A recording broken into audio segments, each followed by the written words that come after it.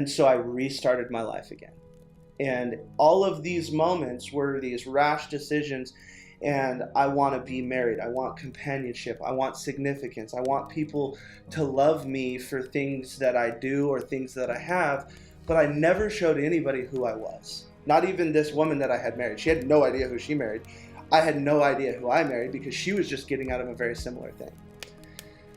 But when I got to Denver, I had to make a decision. And this is kind of where my entire personal growth journey starts. Is I was coming up over Vail Pass. And I had an SUV, so they probably thought that I was okay. But I'm coming from Arizona, yeah.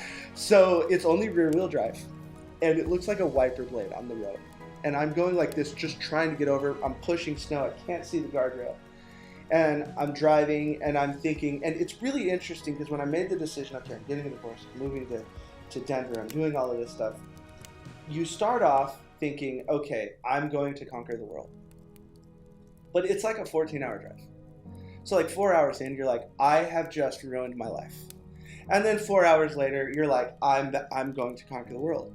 Then everything's convoluted. Then you're just through all these emotions. And when this has happened, I remember having a conversation with myself like, Greg, you just killed yourself. Like, you're not going to make it off of this.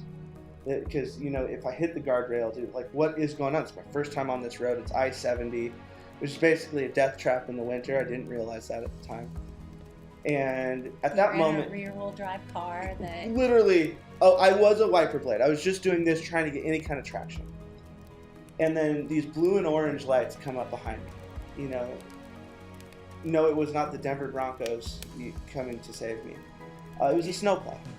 And this snowplow comes up behind me, goes around, gets right in front of me, and I follow this snowplow all the way down.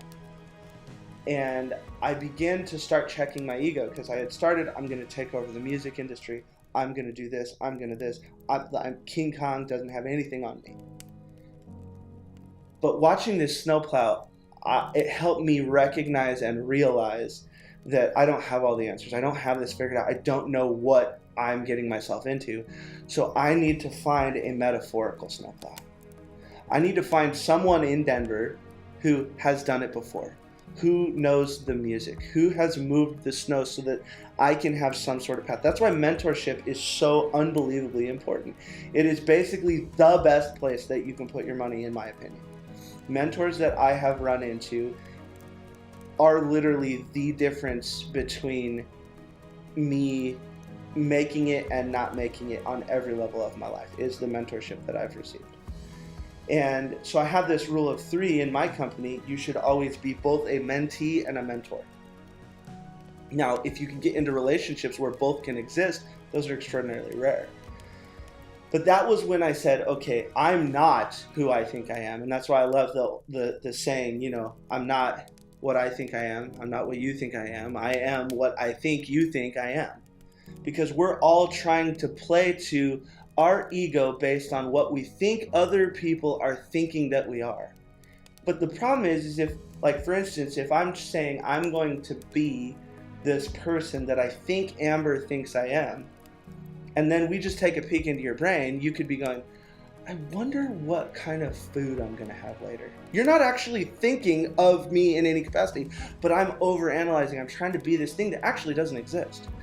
And so I love in the book that Will just put out, Will Smith, is he says, the truth is undefeated.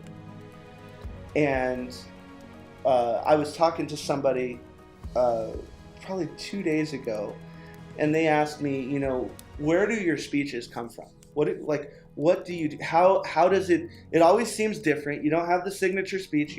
How are you doing this? And I said, I have 2 rules when I talk. I believe what I say and I tell the truth. So I don't have to remember what I said. And the belief is just coming from my experience, coming from things that I've read, coming from experiences that I've had, coming from people that I've met. And if I can just speak my truth unapologetically, then everything's going to be okay.